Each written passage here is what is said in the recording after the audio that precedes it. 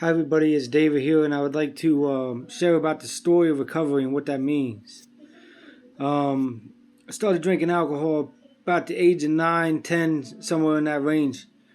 Used to bring alcohol to school every once in a while. It started out just as a thing that me and my friends did every once in a while. Thought we were cool, thought we were having fun. What I didn't know was that addiction was something that ran in my family. So as I got older, I started getting introduced to other things. Started smoking weed about the age of 14. By 15 years old, I was introduced to my first Percocet. About 16 years old, I was fully addicted to them Percocets at this point, and I kept hearing everybody talk about like oxycodone and OxyContin. So I went out and I started getting the Oxy 30s and the Roxy 15s, and I started taking them all the time. And what started happening was I didn't realize how much of a dependence I was really getting for these drugs. I tried stopping a few different times, started getting sick, continued to keep on going. At the age of 19, after my father passed away, I picked up heroin for the first time.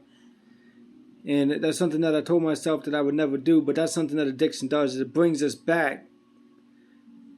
It brings us down.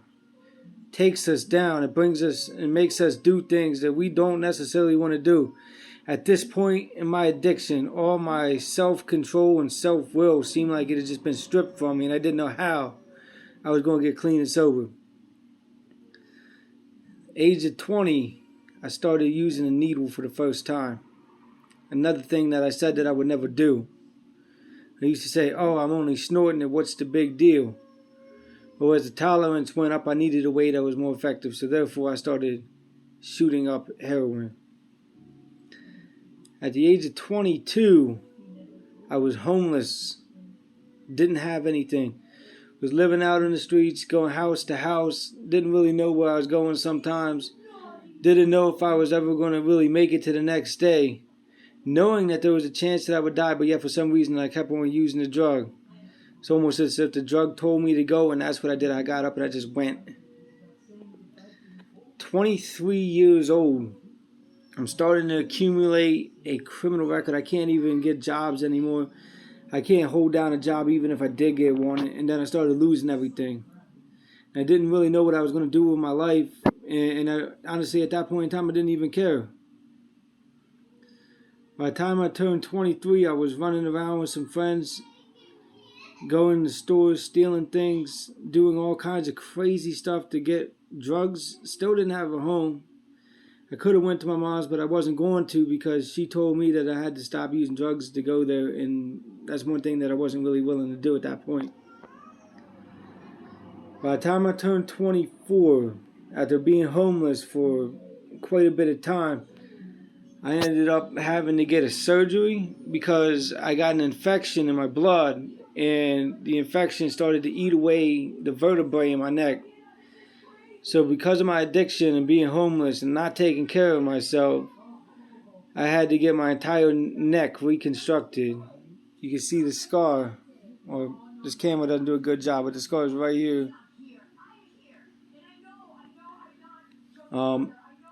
That didn't stop me from using though. Unfortunately, in my story, I had to go out there in a halo vest with screws in my head and still try to get high because I could not live with myself being sober, and I didn't understand why. Luckily for me, my story ended with me getting arrested. I got taken to jail, and I was actually glad because when I got arrested, it was cold outside, it was raining outside, I was walking around all day trying to find a place to stay. And what I ended up doing is I took the cushions off of somebody's patio furniture. I took a tent that they were using, not a tent. I took a tarp that they were using to cover some wood for a fire. And I made a homemade tent.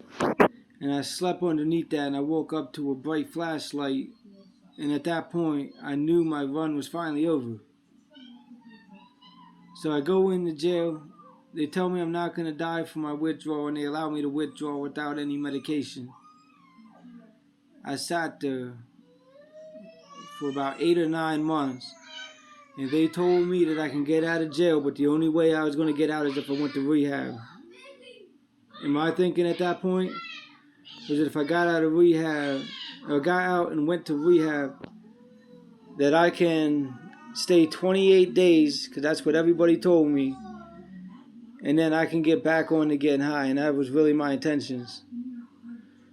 But something happened when I went to rehab. I started really looking at the traumas of my past life. I started looking at the things that I didn't want to really look at. I started looking at the reason why I wanted to use, and I started to learn little bits and pieces of who I am, and it put me on this mission to figure out who I really was. I ended up staying at that rehab for 62 days. Then I went to a halfway house and I stayed there for nearly 6 months. The halfway house showed me what I need, like pretty much helped me reintegrate myself back into society, because to be honest, I didn't know how to live. I didn't know how to work. I didn't know how to hold down a job. I didn't know how to do really anything at this point in my life, because all I really knew how to do was go out, get high. I dropped out of high school in 11th grade because all I wanted to do was get high. When I went to that recovery house, I got an opportunity to get clean and sober, stay clean and sober, and go get my GED, which the halfway house paid for. When I got my GED, they said that I was the only person in that halfway house that actually followed through with getting a GED. But for some reason, I didn't feel like I was finished.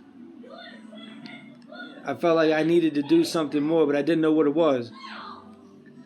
I got out of that halfway house. I went to recovery house. I stayed there for a week. Left, stayed on somebody's couch for a month. Ended up getting a little apartment that was beat down and ran down and broken. But you know what? It was some place that I could call my own, and I was grateful for it. Slowly moving up right now. I'm finally starting to get things together in a way where I have the things that I want. I got a gym in my basement. I'm starting to get all these things, but that's not what makes me happy. What I had to learn how to do is learn how to connect with people in my life. Learn how to share when I'm feeling a certain way, to overcome the feelings that was holding me back and keeping me using them drugs in the first place. Because if I picked up and got high, I would keep on picking up, keep on getting high, and I would lose every single thing that I have right now. Now I come home every day. I got 2 stepchildren that I consider my own. I got a wife, and and it's actually pretty good to come home and actually have people waiting for you, actually wanting you to be there. Because in active addiction, ain't nobody wanted to be around me. I wasn't that type of person that would get high and be all fun and jokes. I was always serious and miserable. So my message to everybody is that you can get clean and sober from anything. But my other question is how willing are you to put in the work? Welcome to my channel.